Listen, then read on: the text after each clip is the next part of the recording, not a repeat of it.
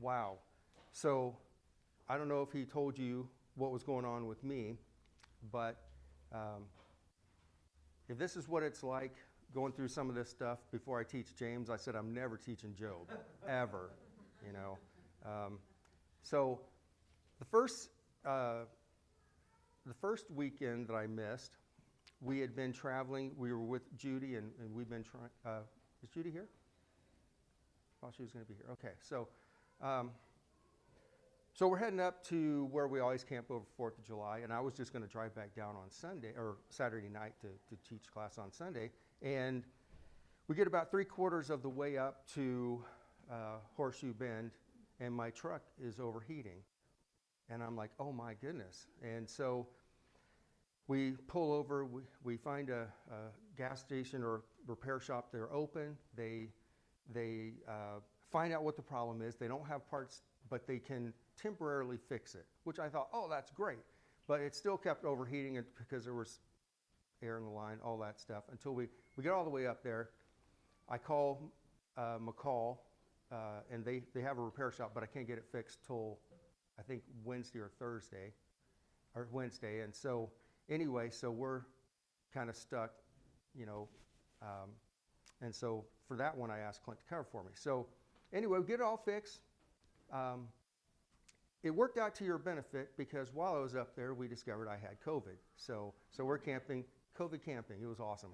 So everyone else had a great time. So anyway, when I got back, that my go-to person is Angela Rich, you know, and so about the protocols for COVID, and she said, yeah, you probably need to wait another Sunday. So anyway, that's the 2 Sundays. So and then there's the shoulder thing. So not teaching Job.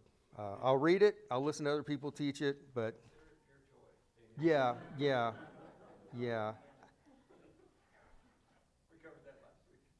Yeah, you know, and I know I'm going to go over some of this stuff again.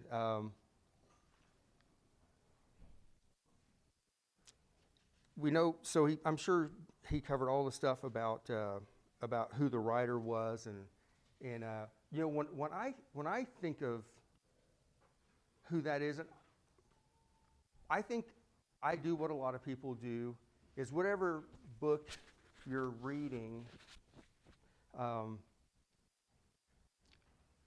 you just go in there and you think, okay, I'm just reading this to how should I live? What should I do? But when you take a little more time and try to evaluate it based upon who this person is writing it. So, and what I mean by that is, who knows Carrie, our preacher before Richard? Okay, so now my wife loves his preaching style. I honestly don't really evaluate it because I just know him as a man. I don't know if that makes any sense to you, but I know he's a preacher. Same thing as Richard and Clint. I don't know Jared as well yet, but I know Clint and I know Richard, and there's a little more gravitas, or however you say it, to what they say because I know them as men, as godly men, as holy men. And I'm not trying to, you know, boost anyone's ego, but it just changes my perspective. So as you've looked at the book of James and thought about who this, what do you think about when you think about James? Very practical book. Okay, but that's his writing. What about James? The man. Humble. Yeah.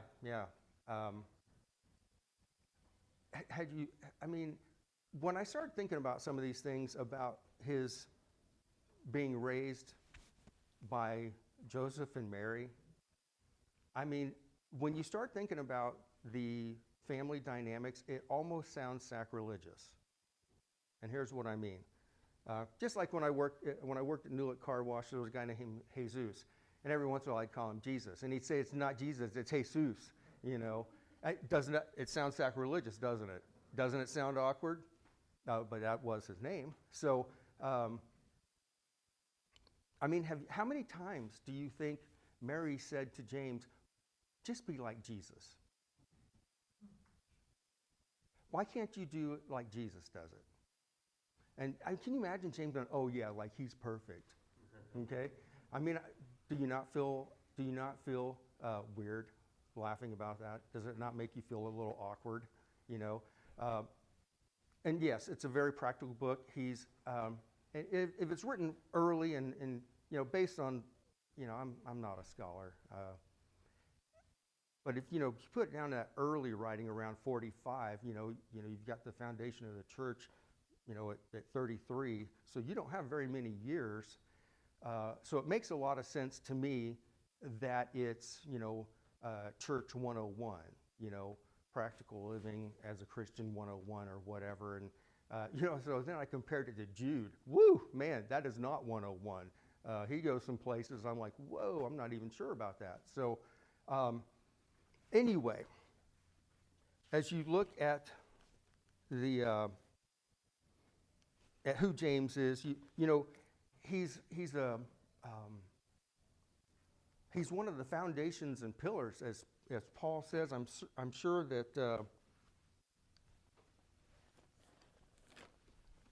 that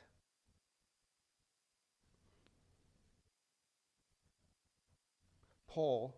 Well, let's just look here.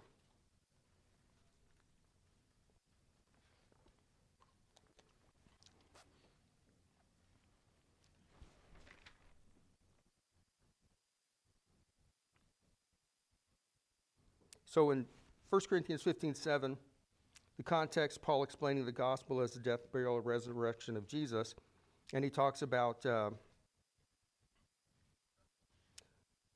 context. He provides witnesses, most of them who were still alive, Peter and the 12, 500 at the same time, then James, then to all the apostles, then to Paul.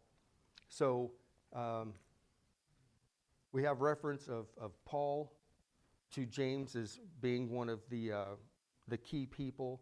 I think it's interesting that Jesus appeared specifically to James. Anybody have any? Did you go over all this? As far as the relationship between the family and Jesus, how they were basically non-believers in Jesus, at least as Messiah. I know Mary treasured these things in her heart. I know they were godly, holy people, but even us people trying to be holy, don't we have some problems understanding some things? I was so frustrated. I was so excited to get started in this class, and then to have those things pile up. Besides, that's not counting, all the things that went wrong just to go on a camping trip. Like, oh my goodness, why do we do this? It's torture. So anyway, you guys got spoiled with Clint for 2 weeks. Now you get to the guy, the amateur doing this stuff. So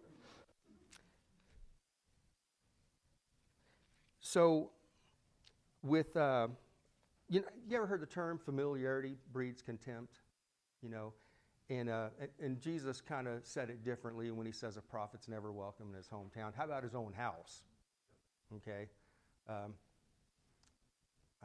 There was some religious, I can't remember the two names, and he was talking about one of the guys that went off in the desert and just, was just trying to be holy out in the desert. And this guy tried to do the same thing, and he sat a table or a chair up on his table. And this, we're talking long time, hundreds of years ago. And reflecting on the other guy, he says, it's probably a lot easier to be holy in the middle of the desert than it is in your own home. So, it's just an awkward dynamic to think about James and the other brothers.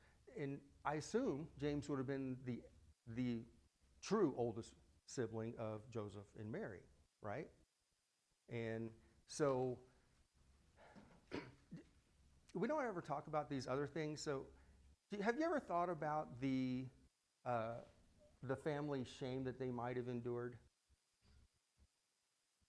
I mean, Joseph and Mary having a baby before they're actually married, they're betrothed, which is much different than what we consider, being engaged. Do you really not think rumors went around? Do you not think that there were maybe some snide remarks?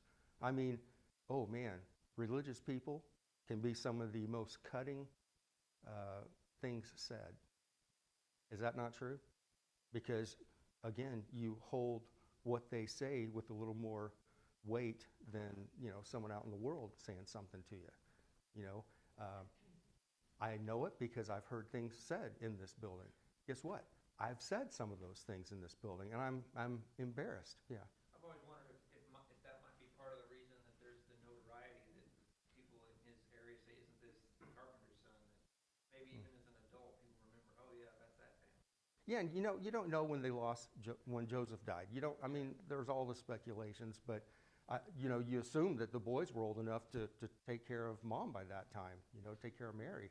So anyway, I just love looking at who the person is. And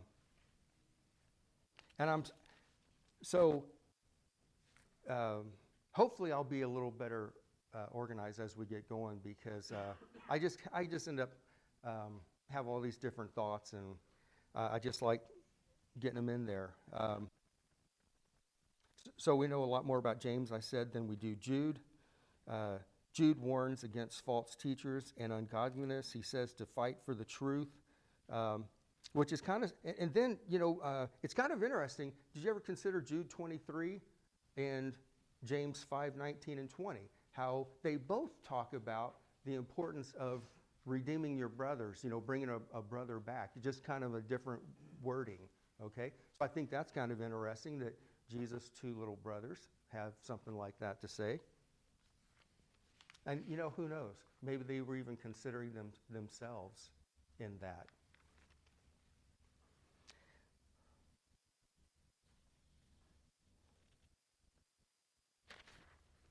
Okay, so why is James so important? What are we reading this for? Well, I guess it's in the canon, right? So we're reading it, one of the things my dad would say, and I've heard it from Nolan Fox, and so now I figure it's worth saying, every once in a while. Say what you mean what you say, right? And so that seems kind of like a pretty good phrase for James. Have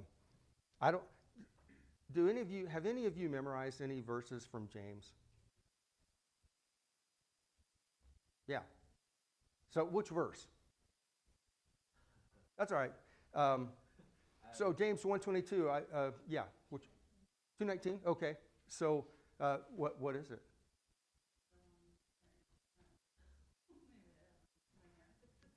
But do you remember trying to remember it? Do you remember trying to memorize it? Okay. So aren't there verses that we know that we never tried to memorize? Okay. So when I was a kid growing up, mainly small churches, but we would have gospel meetings for a week, and we'd have, just really great speakers.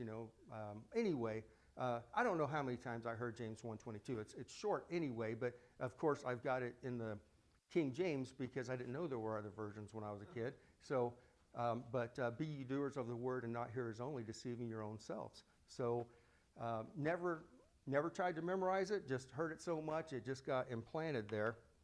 So,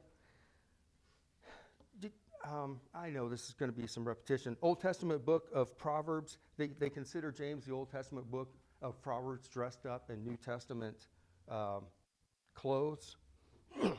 Its consistent focus is practical action, reminiscent of wisdom literature in the Old Testament, encouraging God's people to act like God's people. Oh my goodness, does that not sound basic or what? I mean, you know,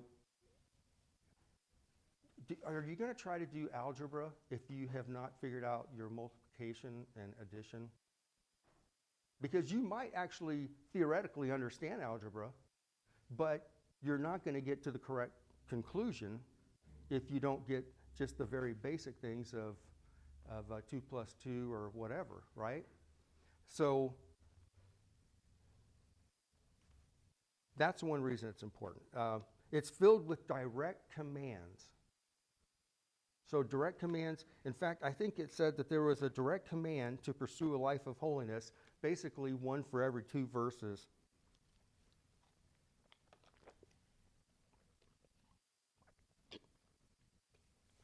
So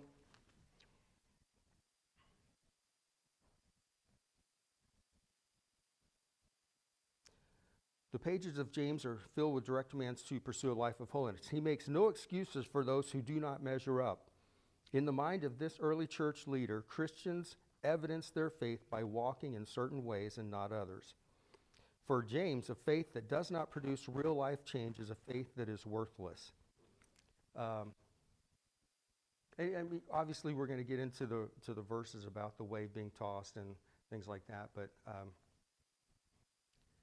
when I read this, and especially if I'm not doing well, if I'm spiritually just whiffing the ball, if you're going to use a golf term, I'm not even making connection. I feel like I'm the wave being tossed to and fro. And, but what's encouraging is I talk to brothers that know me, and they say, well, that's maybe not the case if you are worried about being that wave being tossed to them. You know what I'm saying? If you're concerned about your salvation, that's probably a good sign, right? If you have no concern about whether you're saved or not, maybe you need to go back, look in that mirror, right? So they also equated with Sermon on the Mount, which, who knows how much his brothers heard Jesus speaking, right? Have you ever thought of that? Or what comments Jesus would have made around the house as a young man, started ministry at around 30. So interesting. It just kind of just something to think about. So, he talked about James calling himself a bondservant of God, an appropriate name given to the practical, servant-oriented emphasis of the book. Faith produces authentic deeds. James rails against the hypocritical believer who says one thing but does another. So, Jesus said, you heard it said, but I say, right? So Jesus talked a lot about hypocrisy. And who did Jesus come down the hardest on? Yeah, the so-called most religious people of the day. For James, no abstract proposition, but had effects in the real world. James offered numerous practical examples to illustrate his point. Faith endures in the midst of trials, calls on God for wisdom, bridles the tongue, sets aside wickedness, visits orphans and widows, does not play favorites. He stressed that the life of faith is comprehensive, impacting every area of our lives and driving us to truly engage in the lives of others in the world. While James recognized that even believers stumble, he also knew that faith should not coexist with people who roll their eyes at the less fortunate, ignore the plight of others, or curse their paths.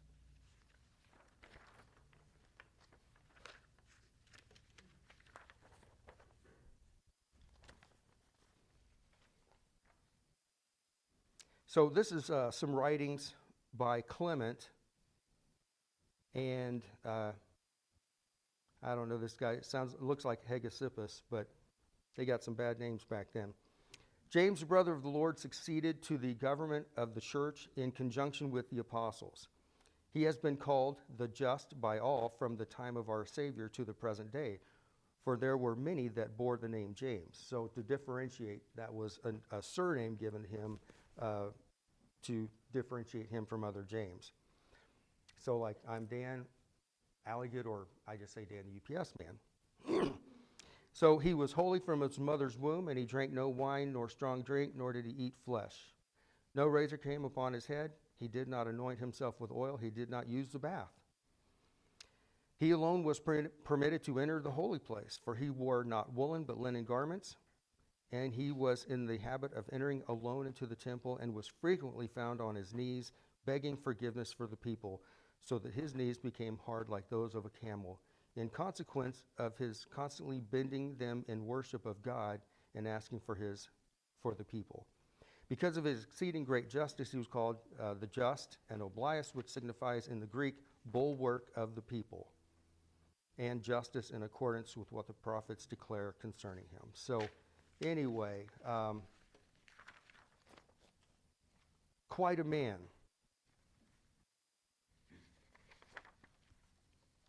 So as you looked at James chapter 1, what were some of the things that came up in discussion about trials? I mean, what are trials? Actually, I tried to look up. I was trying to get the Greek, and since I'm not real versed on that, I'd see the word, and then and it said trials. So wow, that helped me a lot. So, so I mean, trials are trials, right? Tests are tests. The same word, trial, temptation, either one. I thought I love reading things that are often well above my head. It's not hard to find stuff like that for me. But I read this book on providence. Okay, guy named John Piper, 700 pages on providence. I don't know that I have any greater understanding, having read that, than I do now, or than I did before. So I'll say that to say this. When you look at Pharaoh, and one point it says Pharaoh hardened his heart, and another point says God hardened his heart. I think I believe that God is in absolute control. My view is God is in absolute control of every cell that has ever existed, ever will exist, from the point of creation to the point of his return. I don't know how God can be God and not be in absolute control of all those things. Now, that is a whole mouthful. Now, to try to explain that, I'm just saying that's where I'm at. So, how do I view that in trials? God knows our tendencies. God knows our strengths, our weaknesses, and he can use both sides of the coin to develop you into the man or woman he wants you to be, right? I mean, so I think that's one reason why you have, when it talks about consider it pure joy. I don't find a lot of joy right now in this shoulder. It hurt me a lot yesterday. It was frustrating. And, you want to get things done that are within your parameters of what they're allowing you to do. And you're like, man, I think I'd rather just sit on the couch and veg out for a little bit because this bothers me, right?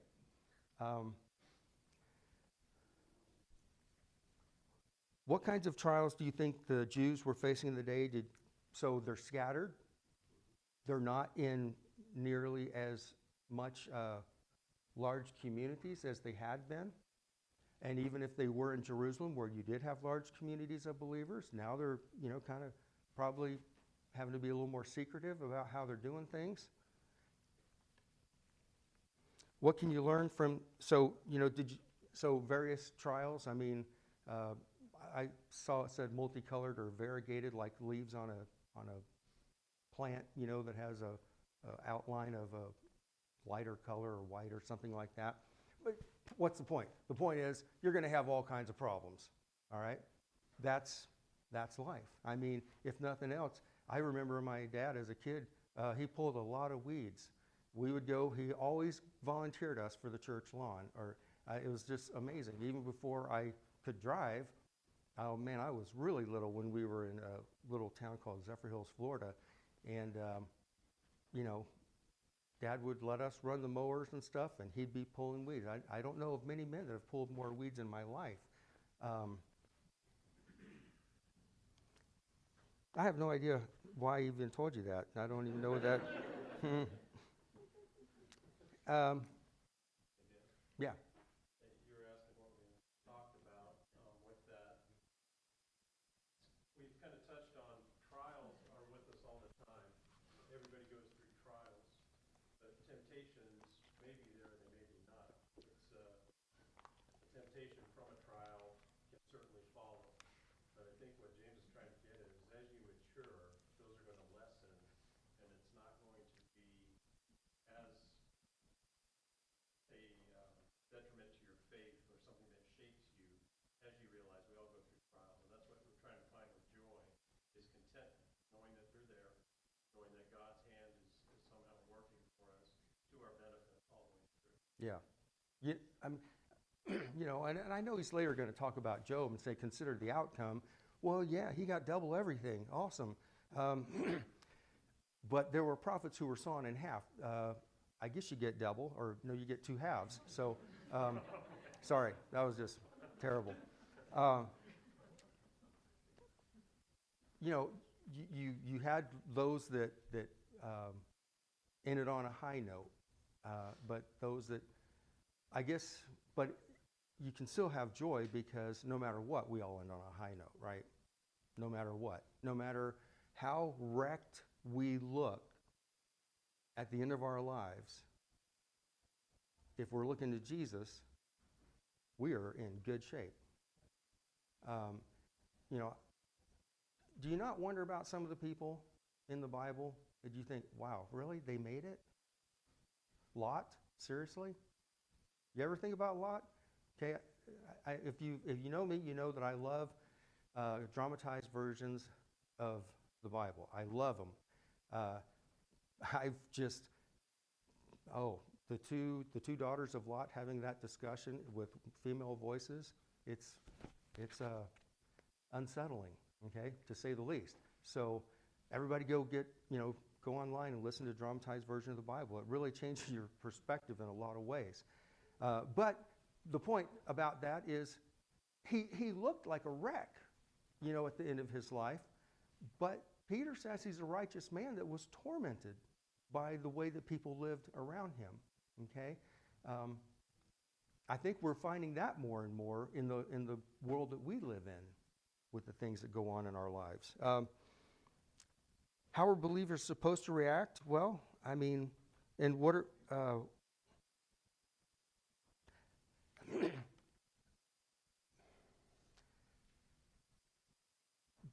I don't always react well to adversity. I do not always react well to these trials, to these temptations. It was Ben Franklin that he says, man, if you're having trouble, if you want to get rid of temptation, give in. You know, thanks. You know, that's typical. He was a pragmatist, so that's typical Ben Franklin. Why are trials good? What are, you know, I mean, this shoulder, you know, I had a tear. I was hurting me, you know, so I'm still hurting, but now it's hopefully hurting with purpose because I'm just dealing with whatever they did to mend it together so it'll be better. Yeah. Well, I was going to say, during all this talk about trials, there's also this asking for wisdom, and kind of goes along with what you're saying, that how we act is sometimes we just pray, like, take this away from me, take this away from me, and we're not learning anything, and we can be tempted to act like jerks while we're going through trials and not be a good example, and we need to be praying for wisdom to maybe, like, I need to ask for God to help me get through this, be a good example as I'm going through this, to be at peace with what's happening, and it may not be taken away, but I need to be directing my prayers even with wisdom, like wisdom how to handle it, wisdom how to treat others while I'm going through it. So it's not just like getting rid of the trial. Sometimes it's like I can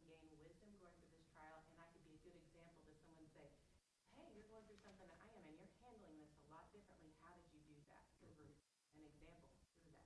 Right, yeah. Yeah, Bailey. Welcome, Welcome, by the way. hi, thank you. I I was gonna say, I guess going off of what Carrie said, she kind of touched on it at the end. When you get towards the end, and a lot of times, whether you're talking about like temptations and trials, or like a hard experience that you've gone through, or like when life kind of knocks you down, um, I think wisdom in helping others go through it too later down the line, when it's like that's something that I've also experienced. Like, I know what you're going through, and having wisdom to kind of like guide and help people, and use that trial or that experience in a positive way, not just for personal growth, but also so that you can help other people down the path. Yeah. And so, how will it help you help other people? I think that all comes back to personal growth. I mean, trials are there specifically so that you can overcome them. And sometimes it seems very impossible, or it might take longer, but in overcoming them, you grow as a person, and it gives you the knowledge and the wisdom that it's talking about so that you can pass it on. Okay. Yeah, Alex. Now, said, relative character. We want to keep trials things to well, if you're going through a trial and you're planning in such being being sore about it, good time. It's from us a strategy to seek correction. Yeah. This correction furthers you as a person. However,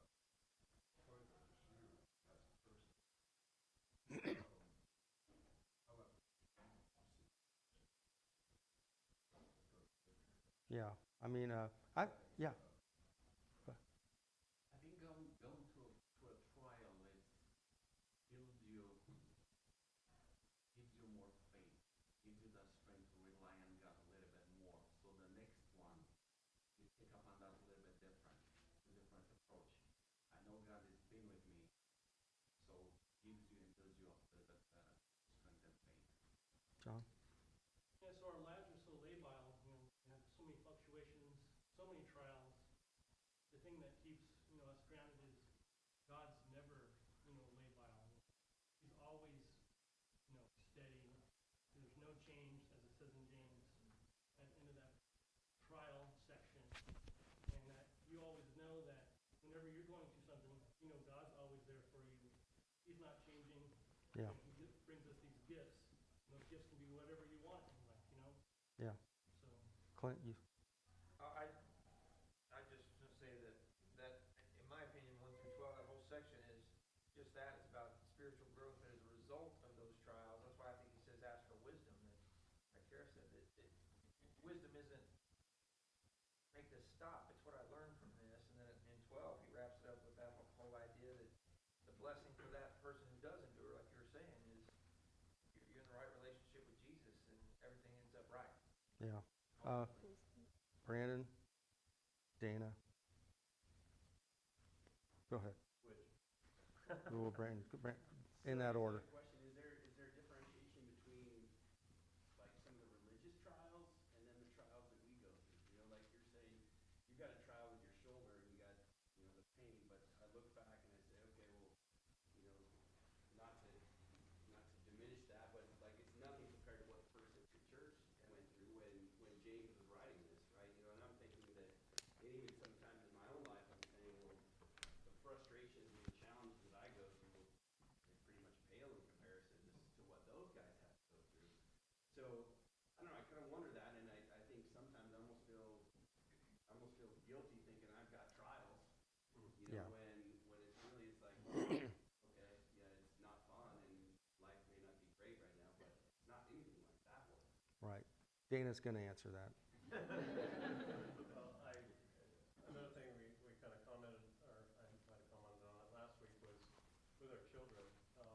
You can either teach kids to ride a bike and be out in front of them and remove every pebble on the path, and they will only know how to ride a smooth trail with their bike.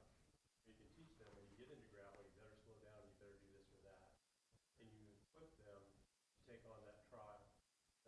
Brandon's point, I think, I get what he's saying. Yeah, we've got it pretty cushy, and so sometimes we feel guilty. But then again, with our children coming to us, melting down over something minor, we don't say to them, well, that's stupid. There's bigger things in life. Get over it.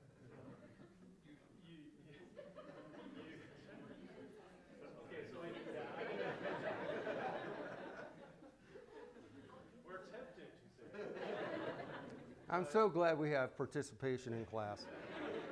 But anyway, your tragedy is your tragedy, no matter how big, and you've got to figure out how to handle it and grow from it. Go ahead. Yeah, I was just going to say, it's wonderful that we have trials. One of the reasons that I can find joy in it is because it refocuses me. If my life's great and I achieve everything that I ever set out to, then it's going to be awful hard for me, maybe impossible for me, to not find my solace in myself and in this world. But because there's trials, and because I'm a failure at so many things, it refocuses me on God, and I know where my home is. I'm able to not find refuge in this world because there's not much to be had. Yeah. I So, with me, so one thing I started before my shoulder started bothering me was I decided that when I years ago I would not I just didn't go through and delete emails. So at one point I had 10,000 emails, and it was another time that I was out of work for like a few weeks or something. So I just went through and we did mass deletions of just garbage. And so now I'm adamant about every day I go through and delete the junk. And however, so when it comes to the emails from church for the prayer list, I will not delete it until I've prayed for everyone in that email. And then I thought, well, what I ought to do, I ought to call that person and let them know that, hey, Dan Allegood prayed for you today. So have any of you met Carla Huska? Okay.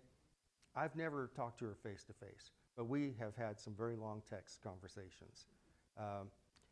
And, I can feel for her she's got, Sarah, her daughter, dealing with the cancer treatment.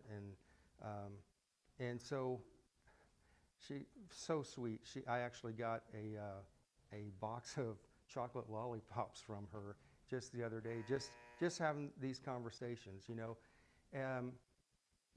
and so because of, I've got pain, she's got pain. They're different types of pain, but she's also got some things that are damaging to the emotions because of her daughter hurting. And so one of the things that I think you guys would have got around there eventually, but I have way more compassion. I'm not saying I'm like Jesus, but I've been involved in like benevolence work, or my dad always ended up being the benevolence guy. We took food to so many different people and paid for hotels and whatever, and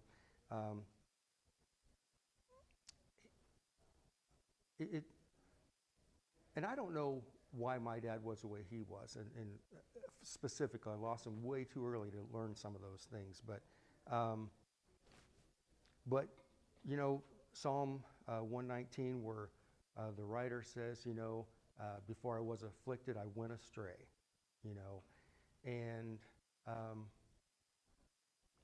man, if there's anything that I'm learning as I'm getting older and have way more aches and pains, even besides this, is the compassion element.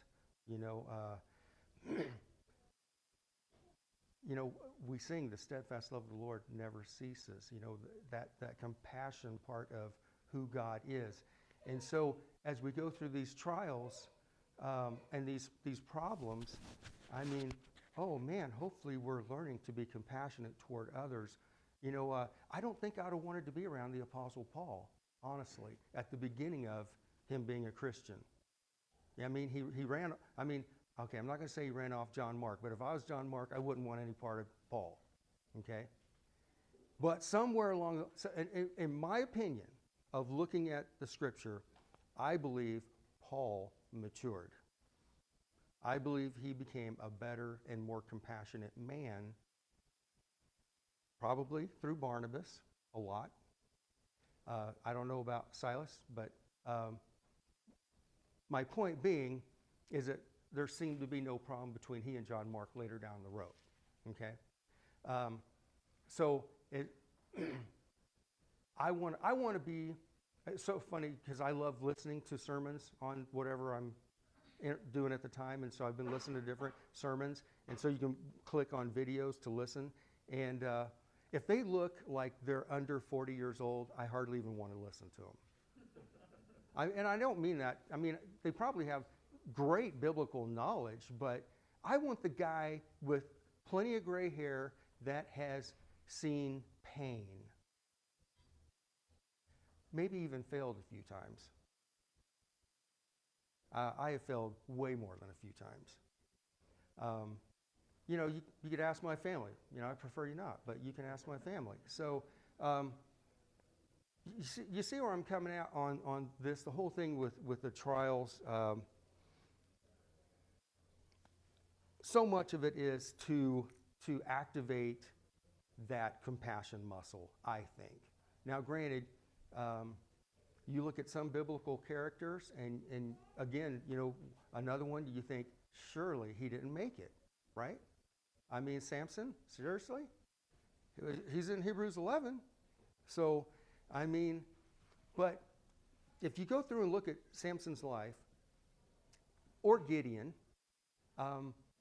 they get trials. In fact, they're probably juxtaposed to each other because Gideon looks at himself as being small. Okay? He's like, yeah, I'm not even the good tribe of Joseph, right? You know, I'm from the smaller tribe, and I'm the least of the smaller tribe. And God's like, I can work with that. Samson, on the other hand, he's like got it all together, and God has to crush him, you know, before he can actually finally do something with him, right? Anyway, thanks so much. We'll get moving on a little faster next week as I get my feet a little better under me.